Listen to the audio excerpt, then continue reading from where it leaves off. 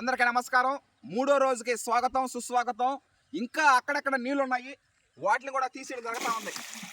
మనకి 100% జర్మినేషన్ రావాలంటే, చల్లిన ప్రతి గింజ జర్మినేషన్ రావాలంటే దాంట్లో నీళ్ళు అనేవి కంపల్సరీగా తీసేయాలి. 100% మ్యాండేటరీ. ఇది ఒక్క బొట్టు ఉండకూడదు.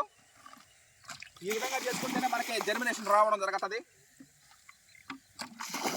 జర్మినేషన్ వస్తేనే మనం చేయగలుగుతాం. సివిఆర్ మెథడ్ ఫార్మింగ్ కానీ ఏ మెథడ్ అయినా సరే. జర్మినేషన్ రాకపోతే ఏమీ చేయలేము. అన్న దేవళ్ళ శ్రీనివాసులు రెడ్డి అన్నగారు మనకి సీడ్ పంపించడం జరిగింది.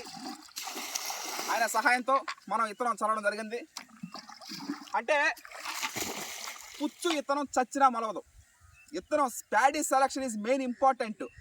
ఎవరి దగ్గర నుంచి తీసుకుంటున్నాము, అది ఏ విధంగా ఉపయోగపడుతుంది మనకి అనేది కంపల్సరీగా తెలుసుకోవాలా. రైతులు ఎక్కువగా మోసపోయింది అక్కడే. నకిలీ విత్తనాలు వేసి అది సరిగ్గా రాక పండక చేయడం జరుగుతూ ఉంటుంది. ఆ విధంగా కాకుండా జాగ్రత్తగా చేసుకోవడం జరుగుతూ ఉంటుంది. ఓకే.